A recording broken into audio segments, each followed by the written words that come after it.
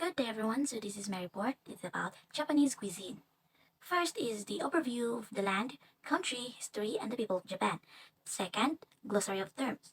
Third is the history and type of sushi. So this is the part of my report. First, the overview of the land, history, and country, and the people of Japan. Japan is an archipelago or string of islands on the eastern edge of Asia. There are four main islands: Hokkaido, Honshu, Shikoku, and Kyushu. Honshu, the largest and most populous, and is also referred to as the Japanese mainland. The southernmost reach is the Ryukyu Islands. There are also nearly 4,000 smaller islands. Japan's nearest mainland neighbors are the Siberian region of Russia in the north and Korea and China farther south. Land in Japan. Located in the Circum-Pacific Ring of Fire, Japan is predominantly mountainous. About three-fourths of the national land is mountains, and long mountain ranges forms the backbone of the archipelago. Why is Japan called Japan?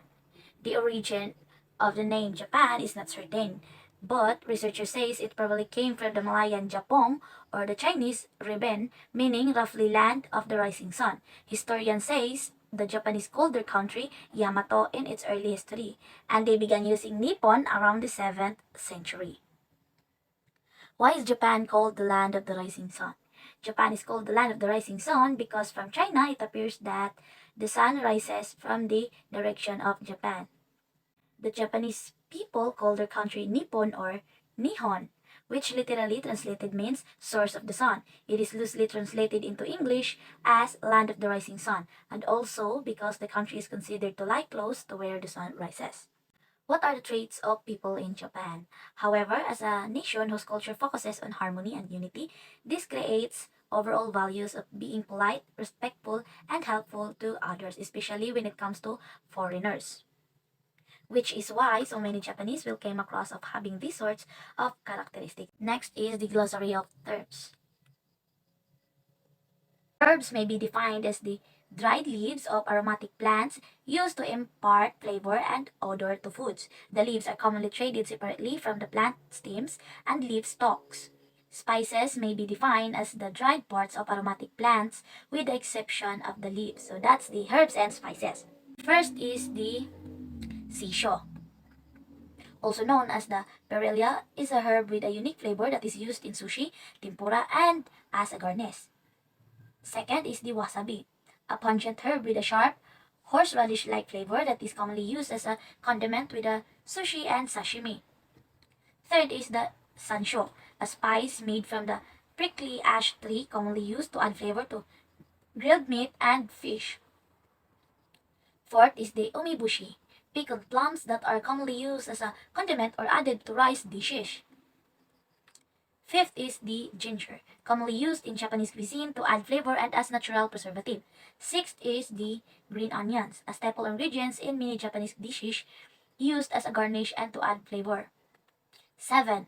The sesame seeds, commonly used as a garnish and to add flavor to sushi, salads, and other dishes. Yuzu, a citrus fruit with a unique flavor that is commonly used in dressings, marinades, and sauces. 9. Miso, a paste made from fermented soybeans used to add flavor to soups, marinades, and sauces. 10 is shichimi togarashi, a spice blend made from 7 different spices, commonly used to add heat and flavor to soups, noodles, and grilled meats. Next is the condiments.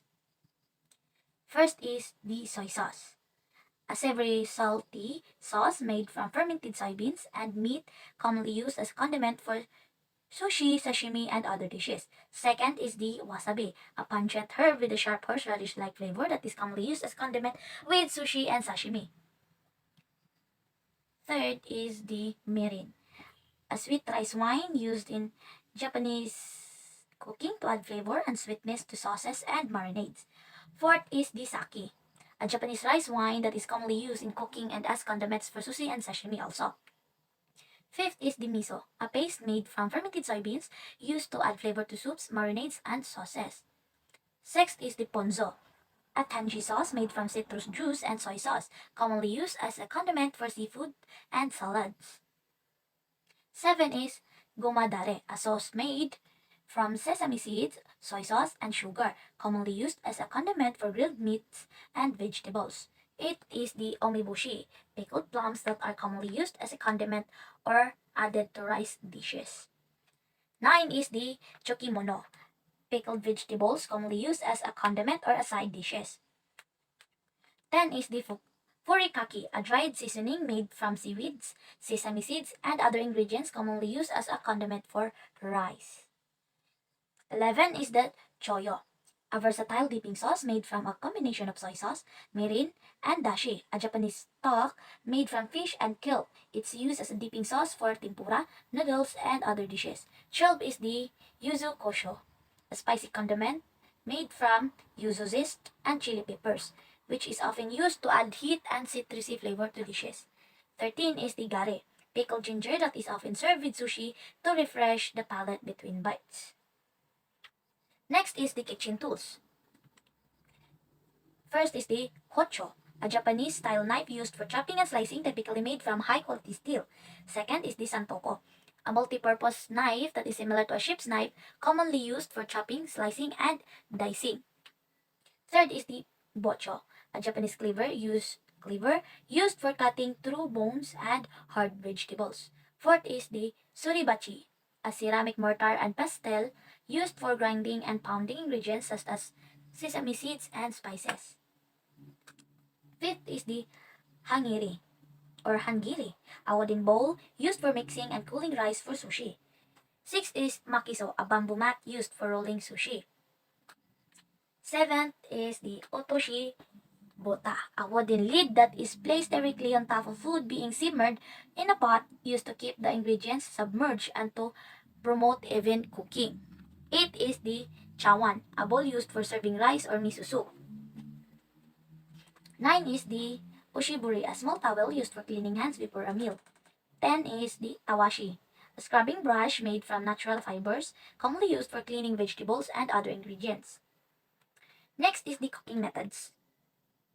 First is grilling or yaki. Grilling is a popular cooking method in Japanese cuisine, where ingredients such as fish, meats, and vegetables are grilled over charcoal or gas flame. Second is stir frying or itameru.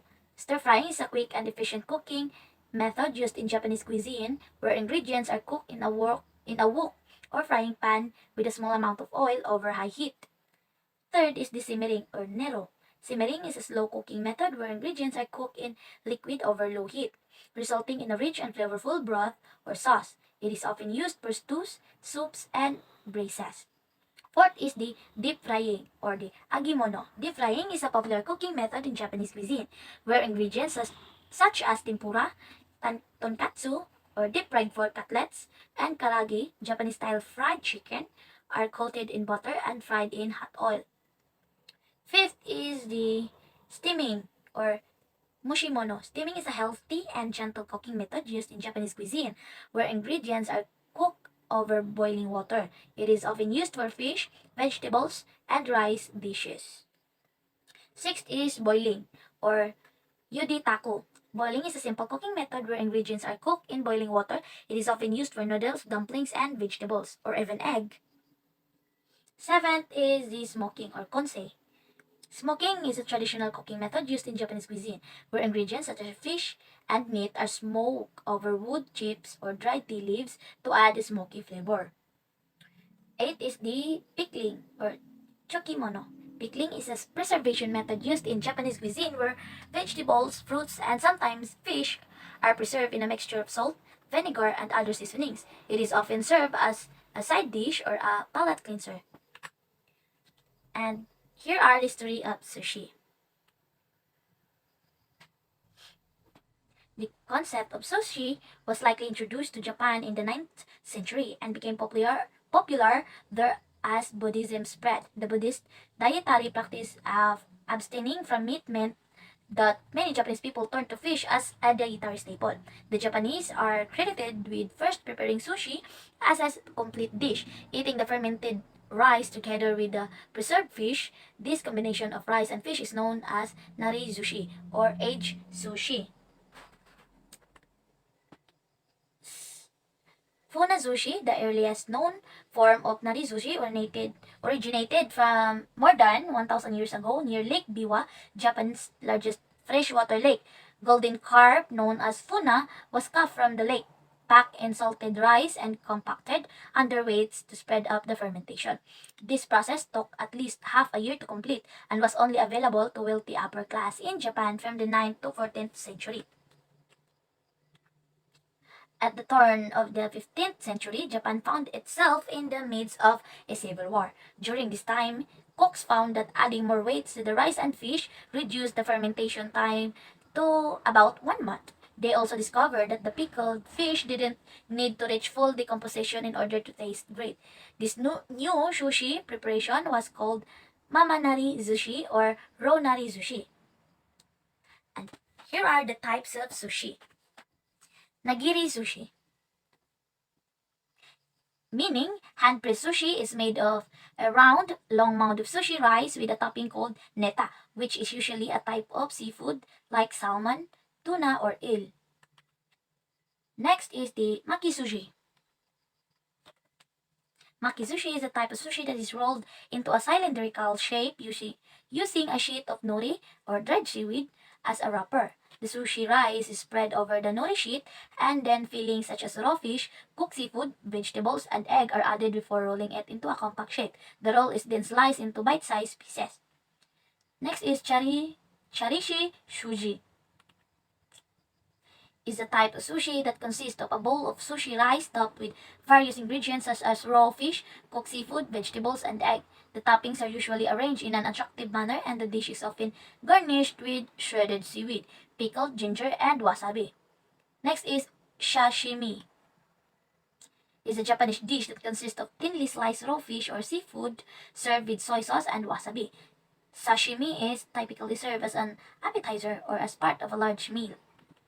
Inari sushi